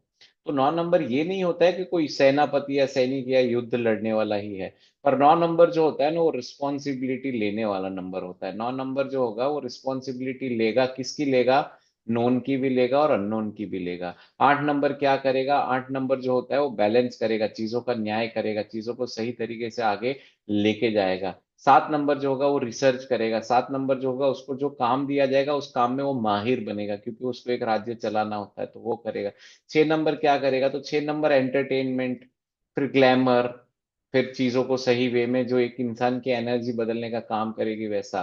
5 नंबर जो होता है, मैं ये मानता हूँ सब कुछ कर सकता है। 5 नंबर प्रिंस है, प्रिंसेसेस हैं तो they can do anything, but वो राजा का बेटा है तो उसको उस एक एडेड एडवांटेज है। 4 नंबर क्या करेगा? तो राजा के अंडर में वो सलाहकार का काम करेगा, राजा को युक्ति देगा, राजा को सही चीजें कैसे करनी है उसके बारे में बताएगा। तो 4 नंबर प्रैक्टिकल लाइफ में क्या करेगा? तो एक एडवाइजरी का काम करेगा। 4 नंबर प्रैक्टिकल लाइफ में क्या करेगा? तो राजा को सपोर्ट करने का काम करेगा, जहां राजा अटकेंगे उनको आगे लेके जाने का काम करेगा। तो आप बहुत सारी कंपनियों में सीईओ देखेंगे, बहुत सारी कंपनियों में जो मेजर प्रोस्पेक्टिव पॉजिटिव रोल में लोग देखेंगे, जो राजा को ग्रोथ कराएगा, मतलब कंपनी को या कहीं काम को ग्रोथ कराएगा, वो 4 नंबर से होगा। 3 नंबर क्या करेगा? तो 3 नंबर गाइड का काम करेगा, गाइडेंस देगा। गाइडेंस देगा मतलब क्या है कि उसको क्या सही है क्या गलत है, कैसे जाना चाहिए कैसे नहीं जाना चाहिए, वो सब काम जो है वो 3 नंबर करेगा। और 2 नंबर क्या करेगा? उसकी नीड्स को, उसके इमोशंस को कनेक्ट करके उसके इमोशंस के साथ में आगे बढ़ने का काम करेगा, वो नंबर 2 करेगा, राइट। और नंबर 1 जो है वो सन का मतलब पिता का काम है, वो पिता का ना काम रोल प्ले करेगा, राइट। तो इस तरीके से 1 to 9 नंबर्स जो होते हैं वो 1 to 9 नंबर्स काम करते हैं। आगे पढ़ना है, और आगे वांट टू लर्न, हाँ बताइए। सर। पढ़ना है आगे। आपको हाँ इंटरेस्टिंग तो हो रहा है ना, समझ तो आ रहा है सर। ना। Yes sir. हाँ चलिए। देखिए, बेसिक न्यूमेरोलॉजी जानना बहुत जरूरी है, क्योंकि बेसिक न्यूमेरोलॉजी नहीं जानेंगे तो थोड़ा सा पंगा है। 1 मिनट में और एक फाइल खोलता हूँ, उसके माध्यम से।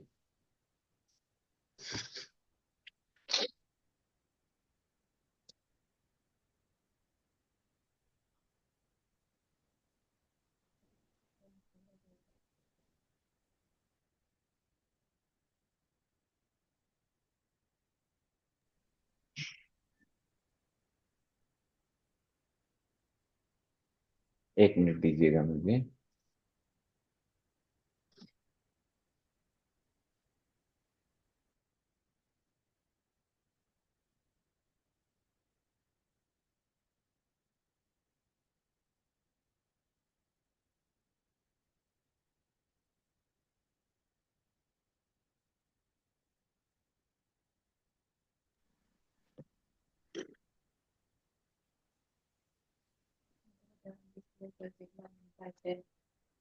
चलिए, तो अभी ना नंबर से पहले हम नंबर्स के कैलकुलेशन को देखेंगे। उसके बाद मैं आपको नंबर्स भी पढ़ाऊंगा, पर नंबर्स को पढ़ाने के लिए एक थोड़ा टाइम लूंगा आपसे। तो हम लोग अभी थोड़ा सा ना इसके और डीप कंसेप्ट में चले जाते हैं।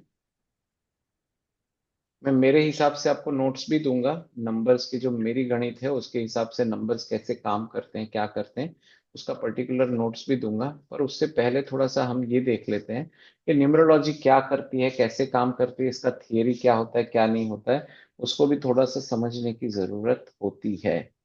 तो जैसे भी अभी मैंने आपको एक चीज समझाई कि एक होता है हमारा माइंड और एक होता है हमारा गट, हमारा पेट, जो हमारा स्टमक होता है, वो जिसको हम मन कहते हैं, चाहे अब मन कह लो या कोई और वे में भी वर्ड कह लो। पर ये दो चीजें जो होती है ना, ये दो चीजों से काम हमारा चलता है। तो 1 नंबर जो होता है, वो 1 नंबर को हमने माइंड कहा, और 2 नंबर जो होता है उसे हम चंद्रमा या फिर वो कहा कि मतलब ये आप मून को लेके चल दीजिए। जैसे डिप्रेशन होता है, एंजाइटी होता है, ठीक है।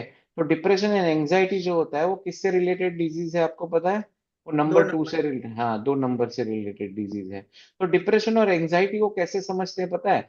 जब आपको बहुत मीठा खाने का मन करे ना, बहुत मीठा, दोनों चीजें खाने से ही रिलेटेड है, पता है आपको? Depression and anxiety both are related to food.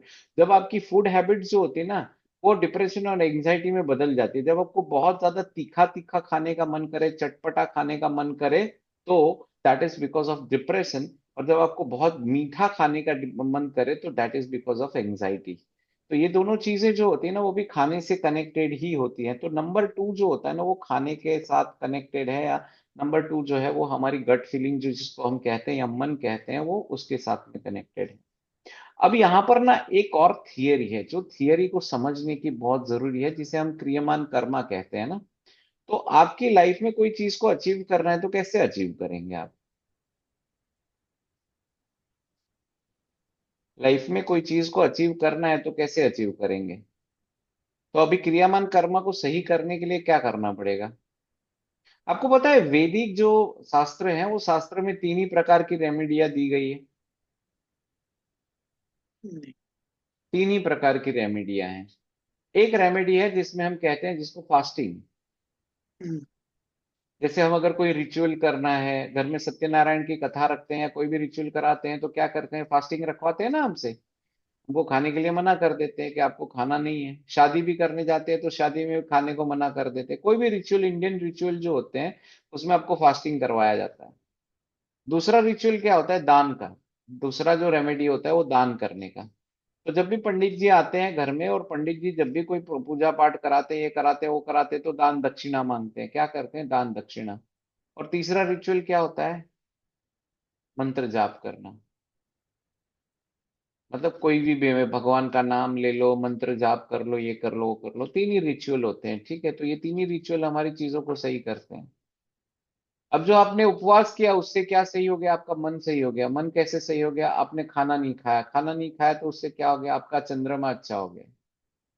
Correct. तो आपका गट अच्छा हो गया। अभी हम दो ही नंबर की बात करेंगे, 1 और 2, सन और मून की ही बात यस। करेंगे। तो 1 नंबर सन, 2 नंबर से क्या हो गया? आपका गट अच्छा हो गया। उससे आपको क्या हो गया? आपका जब आप किसी को कोई दान देते हैं, आपको सेंस ऑफ क्या मिलता है उससे? What you get sense of giving. जब आप मान लीजिए, एक इमेजिन करिए कि एक कहीं पर आप गए हैं, चलो पंडित जी तो वो दान दिया दिया, और जब आप देते हैं तो आप अपने कर्मास को माइंड में क्या सोचते हैं कि चलो भाई मेरी कुछ चीजें गलत होंगी, वो चली गई, और कुछ चीजें सही लाइफ में होना शुरू हो जाएंगी, कुछ चीजें सही होंगी। तो आपने अपने क्या चीज को सही किया? आपने अपने माइंड को सही किया, 1 नंबर को सही किया।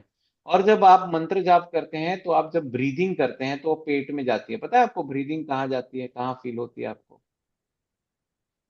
ब्रीदिंग पेट में फील होती है। आप कभी भी अगर मेडिटेशन स्टार्ट करते हैं और आपको मेडिटेशन करना नहीं आता है, तो सबसे पहला चीज ये करना चाहिए, आंख बंद कर लेनी चाहिए, और आंख बंद करके आपका सांस लेते हैं ना, वो नीचे बॉटम में कहाँ जाता है वहां केंद्रित हो जाइए, और बॉटम से बाहर निकलते वक्त जो आता है उस पर केंद्रित कर लीजिए। बस आप ब्रीदिंग इन करते हैं और वो कहाँ तक जाता है? वो पेट तक जाता है। तो वहां आप अपने आप को फोकस कर लिए, और बाहर निकलते वक्त कहाँ से बाहर निकलता है उस चीज को फोकस कर लीजिए। आपका पूरा समझ ही उसमें आ जाएगा, ब्रह्मांड का पूरा समझ ही आ जाएगा। तो ये माइंड, और माइंड को जीरो कर देता है और गट को कनेक्ट कर देता है। तो ये दोनों चीजों को कनेक्ट करके चलता है। तो इसी तरीके से न्यूमेरोलॉजी जो है, ये करने से आपकी एनर्जी में बदलाव लाता है। न्यूमेरोलॉजी का तो मैं कह रहा हूं, बट ये करने से क्या होता है? आपकी एनर्जी बदल जाती है। आपका 1 और 2 नंबर, मतलब दिमाग और गट, ये दोनों चीजें सही हो जाएंगी तो आपकी एनर्जी में बदलाव आ जाएगा। अब जब एनर्जी में बदलाव आ जाएगा, तो आपने वर्ड सुने हैं एफर्मेशन, आपने वर्ड सुने हैं मैनिफेस्टेशन, आपने सुना है कि ये कर लो, वो कर लो, ऐसा कर लो, ऐसा कर लो। वो कब काम करता है पता है? आप चाहे 5,000 बार कोई भी चीज को लिख लीजिएगा, मैं आपको गारंटी के साथ कहता हूं, कितना भी अफर्म करने की कोशिश कर लीजिएगा, अगर आपका गट सही नहीं है और अगर आपका दिमाग सही नहीं है, तो ये दोनों बैलेंस में नहीं है, तो आप कुछ भी चीज अचीव नहीं कर पाओगे। ये कोई नहीं बताता है। क्यों? क्योंकि ये दोनों का 1 और 2 नंबर, चंद्रमा और सन, ये दोनों का बैलेंस होना बहुत जरूरी होता है। अगर आपको कहीं पर आपका गट सही नहीं है, आपकी पेट में सही नहीं है, या फिर आपका दिमाग बैलेंस में नहीं है, आप कोई भी चीज करने बैठोगे, जैसे आपको आपको बहुत सारे लोग सुनने के लिए मिलते हैं, कोई कहता है ना, यार बहुत चिंता में रहता हूँ, बहुत तकलीफ में रहता हूँ, बहुत टेंशन में रहता हूँ, तो लोग क्या बोलते हैं? मेडिटेशन करो। क्या करो? मेडिटेशन करो। अब मेरे को बताओ, क्या कर पाते हैं मेडिटेशन? अगर आपका दिमाग ही सही नहीं है, जब आप केंद्रित ही नहीं है किसी चीज पे, आप मेडिटेशन कर पाओगे? नहीं कर पाओगे। जब आप नेचुरोपैथी को लेके चलते हो, नेचुरोपैथी में या आयुर्वेदा में, या जब आपको ये सब चीजें कराते हैं, उसमें क्या कराते हैं? आपके पेट को खाली करा देते हैं पहले। आपको वामा वामा जो कराते हैं, वामा में क्या कराते हैं? आपका पेट पूरा खाली करा देते हैं, पेट में से सारा जो गंदगी है, टॉक्सिन्स है, वो सारे निकलवा देते हैं। लाइक नेचुरोपैथी में क्या कहते हैं? अगर कुछ भी बीमारी होती है, खाना बंद कर दो, कुछ भी मत खाओ, अपने गट को सही रख लो। ये सब चीजें क्या होती हैं? ये सब चीजें आपको एनर्जी को सही करने की बात होती है। तो इसीलिए क्या कहा जाता है, जिसको जिसको कब्ज का प्रॉब्लम है, वो जिंदगी में बहुत परेशान होता है, या फिर वो होता है। ये बहुत साइंटिफिकली, लॉजिकली और अंडरस्टैंडिंग का चीज है, कि अगर आपको कोई भी चीज को अचीव करना है ना, तो पहले ये दो चीज को सही कर लो। आप रेमेडी 5,000 कर लो, आपको कुछ फायदा नहीं होगा। सबसे पहले अपने गट को सही करो। जब गट सही हो जाएगा, माइंड को सही करो। माइंड सही हो जाएगा, ये दोनों चीजें सब सही हो जाएंगी, तब आप कोई भी चीज को अचीव कर पाओगे। नहीं तो आप अचीव नहीं कर पाओगे। अब जितने भी लोग सक्सेसफुल होते हैं, आप उनके चेहरे पे एक चमक देखते हो। क्या वो पैसों से आता है? वो कॉन्फिडेंस से आता है। वो अपनी लाइफस्टाइल को सही रखते हैं। लाइफस्टाइल को सही रखने में क्या करते हैं? कुछ भी गलत गलत नहीं खाते हैं, अपने गट को सही रखते हैं, और आपको गट को सही रखने के साथ अपने दिमाग को सही रखते हैं। और जब ये दोनों चीजें सही आ जाती है ना, अब चेहरे पे चमक अपने आप आना शुरू हो जाती है। तब इंसान सही अपने आप होना शुरू हो जाता है। जिसका लीवर सही हो जाता है, वो अपने आप सही होना शुरू हो जाता है। लेकिन न्यूमरोलॉजी करना बहुत आसान है, पर इसके कंसेप्ट अगर आपको सही समझ में आ गए ना, तो आपको सब चीज समझ आना शुरू हो जाएगी। और इसलिए वेदों में ऋषि मुनियों ने ये तीन ही रेमेडी कही है, और चौथी कोई रेमेडी कही ही नहीं है। ये 3 रेमेडी आपने सही करी तभी आप जो भी चीज करोगे तो काम भी करेगा। आपने तभी अगर कोई रेमेडी करी तो काम करेगा, नहीं तो नहीं करेगा। योग, योग क्यों इंडिया में बहुत ज्यादा प्रचलित है, योग को क्यों बहुत ज्यादा प्रचलित कहा गया है? वो इसलिए कहा गया है क्योंकि योग करने से क्या होता है, योग करने के कारण ही आपके अंदर की इंटरनल टॉक्सिन्स निकलते हैं, और टॉक्सिन्स निकलते हैं तो आपकी गट हेल्थ सही हो जाती है।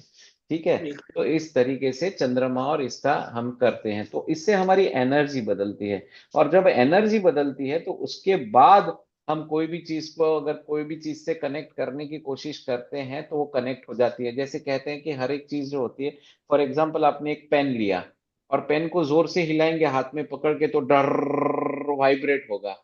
और वाइब्रेट होगा तो उससे एक फ्रीक्वेंसी जनरेट होगी, और वो फ्रीक्वेंसी जो होगी वो कहीं ना कहीं एयर में ट्रैवल करेगी। जैसे आप एफएम रेडियो सुनते हैं तो एफएम रेडियो में क्या होता है, तो जो गाना आप सुनते हैं तो वो एंटीना जो होता है, वो एंटीना के अंदर वो रिसेप्टर होता है, और रिसेप्टर जो होता है वो कैच करता है उस सिग्नल को, उस फ्रीक्वेंसी को कैच करता है। हम जो सेट करते हैं वो फ्रीक्वेंसी होती है, 92.7 किया, 91.1 किया, वो फ्रीक्वेंसी है। अब जब हवा के अंदर वो फ्रीक्वेंसी के जितने भी सिग्नल्स होंगे वो एंटीना वो कैच करेगा, क्योंकि आपने वहां पर उसको ट्यून किया हुआ है।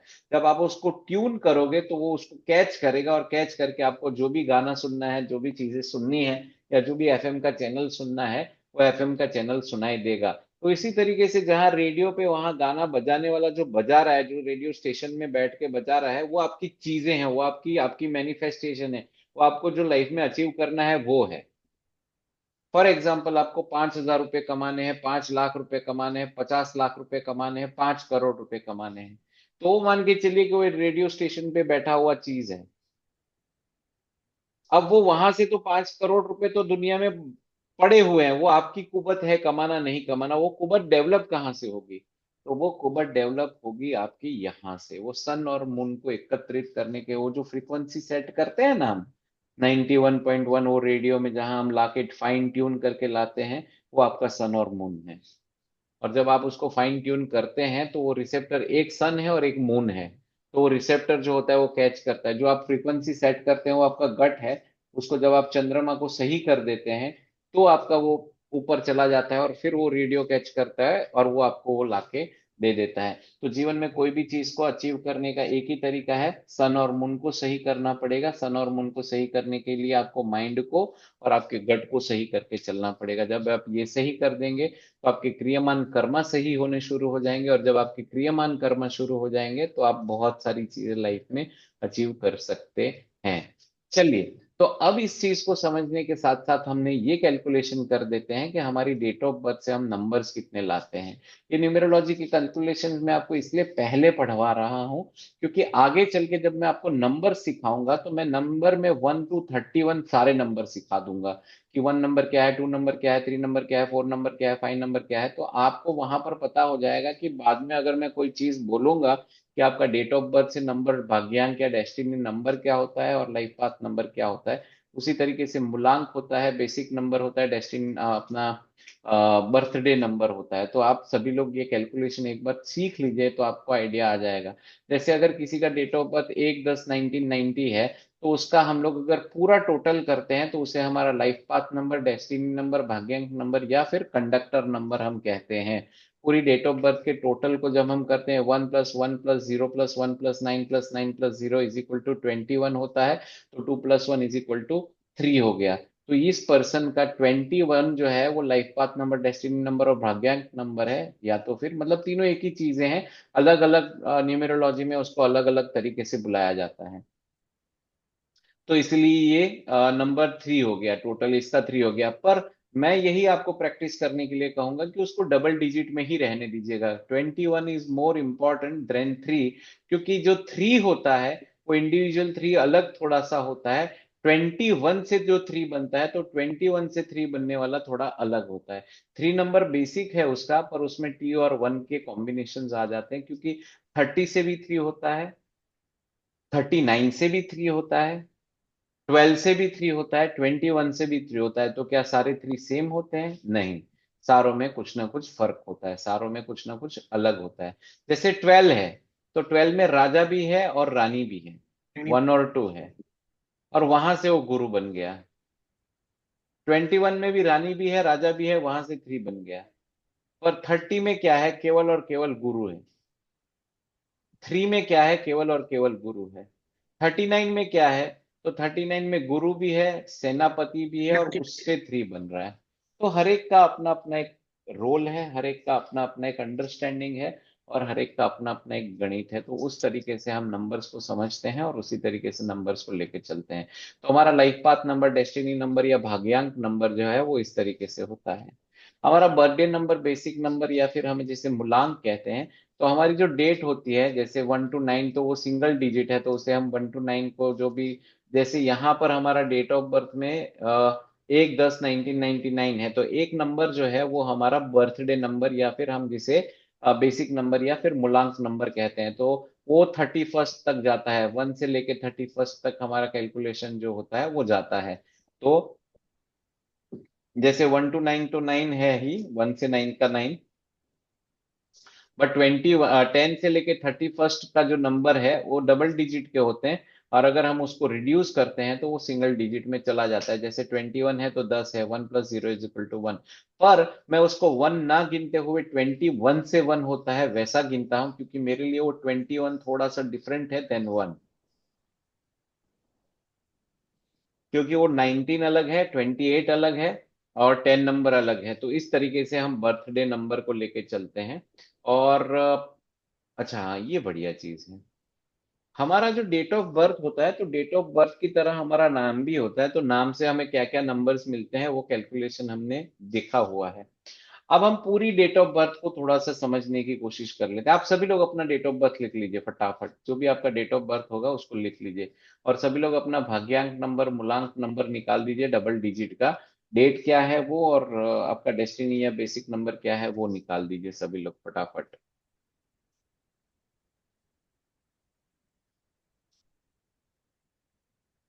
ये गणित भी आपको कोई नहीं बताएगा, मतलब बताएगा क्या, ये नहीं कह रहा हूँ कि कहीं बताने की जरूरत है। आप मेरे पास आए हुए हैं तो ये गणित आपको कहीं और जाने की जरूरत भी नहीं है। पर बर्थडे नंबर, मर्थ नंबर और ईयर नंबर, ये 3 आपके पास है। एक आपका बर्थ है, एक मंथ है जिस मंथ में आपका जन्म हुआ है, और एक ईयर है। अभी भी मैं आपको बता देता हूँ, आपका जो डेट ऑफ बर्थ है वो आपके जीवन में होने वाली शुभ और अशुभ घटनाओं के बारे में बताता है। आपका डेट ऑफ बर्थ जो है वो प्रारब्ध के बारे में बताता है। और आपका नाम जो है वो आपके क्रियामान कर्मास को आपको करने में हेल्पफुल होता है। तो ये दोनों चीजों का कॉम्बिनेशन, डेट और नाम, ये दोनों का कॉम्बिनेशन जो है वो आपकी लाइफ को स्मूथ बनाने में हेल्पफुल होता है। आई होप न्यूमरोलॉजी के काफी कंसेप्ट आपको क्लियर हो गए हैं। तो अभी आपको प्रारब्ध कर्मा जो है ना, वो प्रारब्ध कर्मा कहीं ना कहीं आपका डेट ऑफ बर्थ से हमें पता चलता है। तो डेट ऑफ बर्थ जो है ना, बर्थ डेट, तो बर्थ डेट में बर्थ होता है, मंथ होता है, ईयर होता है।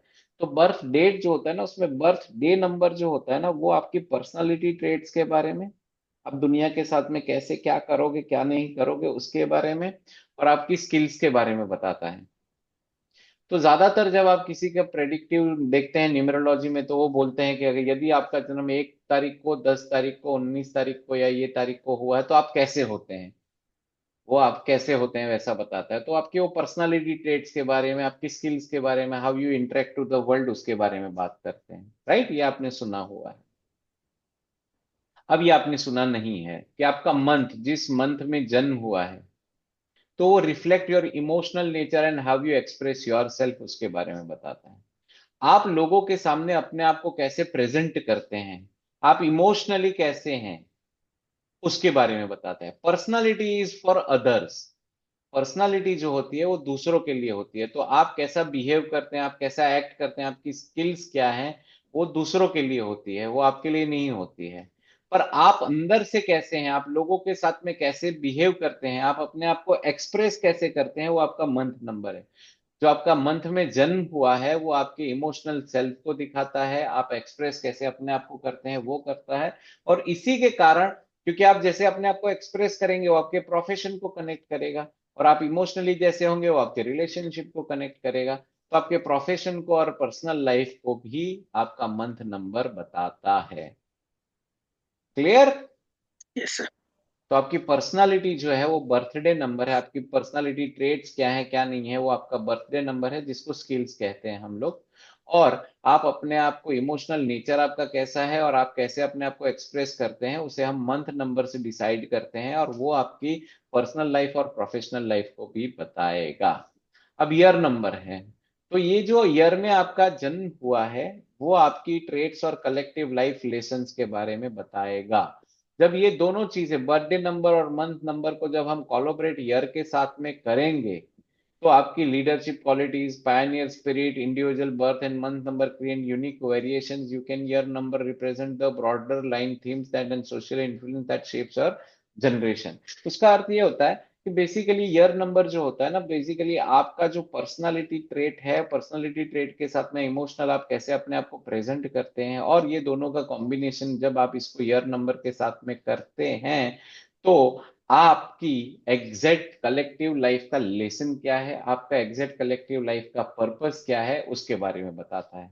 अब इसको शुभ और अशुभ घटनाओं के साथ में ना देखते हुए हम इसको इस तरीके से देखते हैं कि आपका मंथ जो आ गया वो आपका पर्सनालिटी, आपके स्किल्स ये हो गया। आपका बर्थ नंबर जो, मंथ नंबर जो है वो आपका नेचर, इमोशनली आप कैसे अपने आप को रिप्रेजेंट करते हैं, क्या करते हैं। अब इसके साथ में आपके लाइफ की जर्नी को आपको कैसे आगे लेके जाना है, या फिर कौन सी ऐसी चीज है जिसको आपको कलेक्टिवली इस दोनों नंबर के साथ कनेक्ट करके चलना है, या आपका लाइफ का लेसन किस तरीके आपको लेके जाएगा, उसके बारे में बताएगा। इसको प्रेडिक्टिव न्यूमरोलॉजी में जब हम आगे जाते हैं तब काफी और अंडरस्टैंडिंग से समझ पाते हैं। बट मैंने यहाँ पर आपको इतना बता दिया, अभी आपका नंबर जो होगा वो नंबर से आपको आइडिया लग जाएगा कि आपका बर्थडे नंबर क्या है, उसके कारण आपके बारे में लोग क्या सोचते हैं, उसके कारण आपको लोग कैसे समझ के चलते हैं, उसके कारण आप कैसे हैं, उसके बारे में पता चल जाता है। और उसी तरीके से मंथ नंबर जो है वो आप इमोशनली कैसे हैं, आप अपने आप को कैसे एक्सप्रेस करते हैं, उसके बारे में भी पता चल जाता है। ये बहुत इंटरेस्टिंग है क्योंकि आगे जब आप जाएंगे ना, तब आपको पता चलेगा कि ये कैसा है कैसा नहीं है। और इसीलिए अभी मैं आपको एक बात बताऊं, केवल और केवल किसी के इमोशनल के बारे में, किसी इसके बारे में, उसके बारे में अगर आप खाली और खाली बर्थडे नंबर, या किसी का जन्म 1 तारीख को, 10 तारीख को, 19 तारीख को, 28 तारीख को हुआ तो वो ऐसे होते हैं, ऐसे होते हैं, ऐसे होते हैं, ये बात सही है। बट अगर आप उसका इमोशनल नेचर या एक्सप्रेसिव या एक्सप्रेशन आप एक्सप्रेस और योर सेल्फ कैसे करते हैं, या उसका प्रोफेशनल और पर्सनल लाइफ अगर आप केवल और केवल बर्थडे नंबर से निकालते हैं, तो वो गलत जाएगा। वो आपको उसको मंथ से ही देखना पड़ेगा, और उसकी लाइफ लेसन, लाइफ जर्नी कैसे रहेगी, वो ईयर नंबर के साथ को कोलैबोरेट मंथ नंबर और बर्थ नंबर के साथ करके चलेंगे, तो ही आपको पता चलेगा। तो सेल्फ अवेयरनेस, डिसीजन मेकिंग और उसके बारे में पता चलता है। तो आज हम लोग यहाँ तक पढ़ते हैं, अभी आपके कुछ Q&A होंगे वो ले लेंगे, कल हम नंबर्स को देखेंगे, कल भी मैं क्लास लूंगा। तो कल हम नंबर्स को लिखेंगे, फिर कैसे क्या बनाते हैं, कैसे ग्रिड बनाई जाती है उसको देखेंगे, और कल के दिन में हम लोग बाकी जितना भी कवर कर सकते हैं उतना कवर करेंगे। ये आज का क्लास इसलिए ज्यादा इंपॉर्टेंट है क्योंकि ये कोर है, ये फाउंडेशन है, ये बेसिक है। अगर आपको ये चीज क्लियर होगी तो आप आगे बहुत सारी चीजों को कर पाएंगे। ये चीज अगर आपको क्लियर होंगी तो न्यूमेरोलॉजी में आप कहीं अटकेंगे नहीं। मैं फटाफट रिकैप करा देता हूँ। 2 नंबर होते हैं, हमारी बेसिक गणित जो होता है वो कर्मास का है। संचयित कर्मा, क्रियमान कर्मा और प्रारब्ध कर्मा। संचयित कर्मा ये होता है हमारा कलेक्शन का, जो जितने लाइफ्स हैं उस लाइफ के जितने भी कर्मास किए हैं उसके बारे में है, और वो कर्मास के अनुरूप हमारी जो सोल है उसकी जर्नी मोक्ष की तरफ की है। तो हर एक जन्म हमें इसलिए मिलता है कि हम मोक्ष की तरफ आगे बढ़ें। अब उस जन्म में हम क्या करते हैं वो बहुत इंपॉर्टेंट है, और हमारे को जो ये जन्म में शुभ और अशुभ घटनाएं होती हैं, वो हमारा जो पता करने का तरीका होता है, वो जो रीजन होता है, वो हमारा क्रियमान कर्मा होता है, और वो क्रियमान कर्मा, सॉरी, प्रारब्ध कर्मा होता है। और वो प्रारब्ध कर्मा ही जो होता है उसे हम अपना डेट ऑफ बर्थ कहते हैं। तो न्यूमरोलॉजी स्टडी इज अबाउट और डेट ऑफ बर्थ, जिससे हम शुभ और अशुभ घटनाओं के बारे में पता करते हैं, और पिछले जन्मों में हमने जो कर्मा किए हैं उसका आइडिया हमें उससे लगता है। दूसरा हम देख के चलते हैं कि हमारा जो क्रियमान कर्मा है वो क्रियमान कर्मा है, हम इस जन्म में कर्मास कौन कौन से करते हैं जिससे हम अपनी डेस्टिनी को बदल पाए, या जो जिंदगी में जो शुभ और अशुभ घटना हो उसका, अशुभ घटनाओं को कम करें या उसके इम्पैक्ट को कम करें,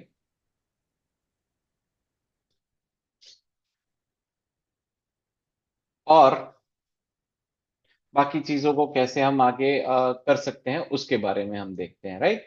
तो इस तरीके से हमने क्रियमन कर्म शुभ अशुभ घटनाओं को देखा, कैसे हमारा नाम और हमारा डेट ऑफ बर्थ क्यों इंपॉर्टेंट है, क्यों न्यूमेरोलॉजी इसके बारे में ही स्टडी करती है, एस्ट्रोलॉजी क्या कहती है, बाकी सारे साइंसेस क्या कहते हैं, और कहाँ किस चीज का अंतर है, वो हमने देखा इसको, और ये साइंटिफिकली प्रूवन है इस चीज का।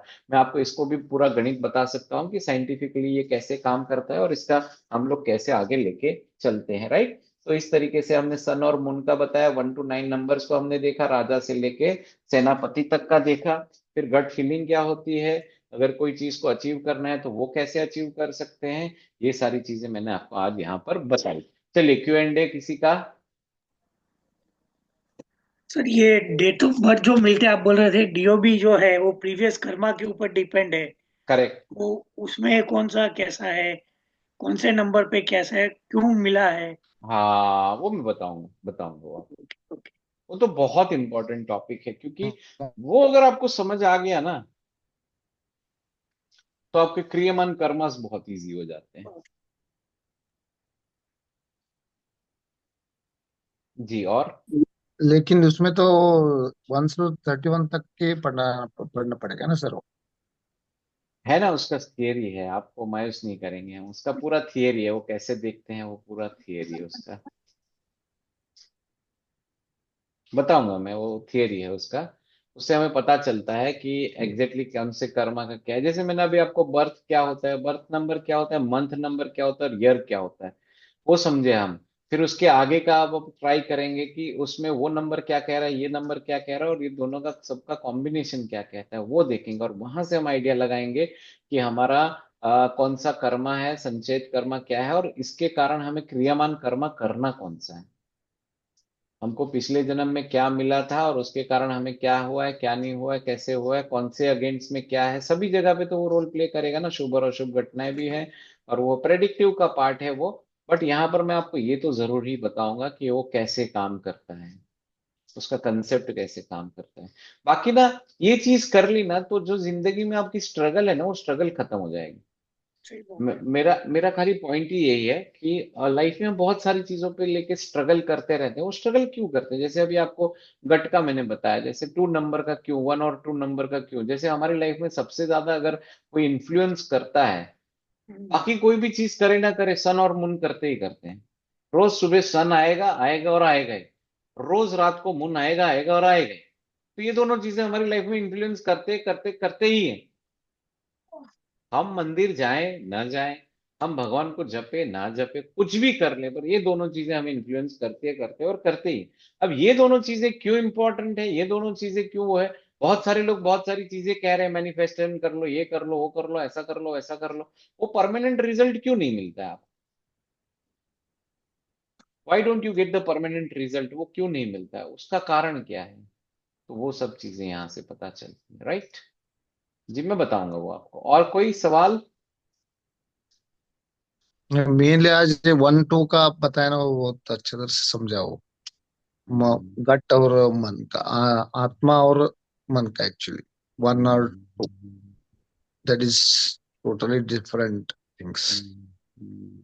On that ये basis only we'll learn, we'll come to know that everything. Only दो हाँ, ही चीज से वही है सर मेन. देखिए आपने तो काफी कोर्सेज मेरे किए हुए हैं, तो यू नो दैट कि मैं कोई भी चीज को ट्राई करता हूँ तो उस लेवल पे समझाने की या समझने की कोशिश करता हूँ कि जिससे हम बेसिक कोर सोल्यूशन तक पहुंच पाए, और हम चीजों को हाउ टू मैनिफेस्ट पे चले जा पाए। मैनिफेस्ट क्या करना है क्या नहीं करना है वो तो एक अलग बात है, क्योंकि मैनिफेस्टेशन तो बदलता रहता है। कल पैसा चाहिए था तो उसके लिए भाग रहे थे, अभी आज पैसा आ गया तो पीस चाहिए इसके लिए भाग रहे हैं, कल अच्छा हेल्थ चाहिए उसके लिए भाग रहे हैं, फिर उसके बाद बच्चे अच्छे सेटल हो जाएंगे उसके लिए भागते रहेंगे। तो ये तो कभी खत्म होने वाली बात ही नहीं है, नेवर एंडिंग है, manifestation can not change ultimately. But उसके उसके साथ साथ में जो ट्रू मीनिंग है उसको पकड़ना है, तो वो कैसे पकड़ सकते हैं, तो दैट इज व्हाट। तो सारा गणित यहीं का ही है, मैं आपको सच्ची बताता हूँ, सारा गणित यहाँ का ही है, और कहीं का है ही नहीं। जब आपको ये चीज समझ में आ गई तो nobody can stop you. Correct. 100%.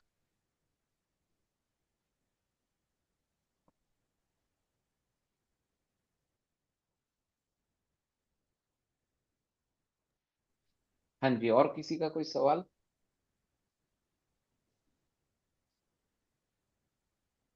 ठीक है, और कोई सवाल है? ये रियलमी, सूरज जी, उज्जवल जी तो अभी आए हैं। आलोक जी, बाकी नहीं तो जी, कोई गुरुजी अभी नहीं। अभी नहीं है। ठीक है, रियलमी कौन है बतानी, सूरज जी?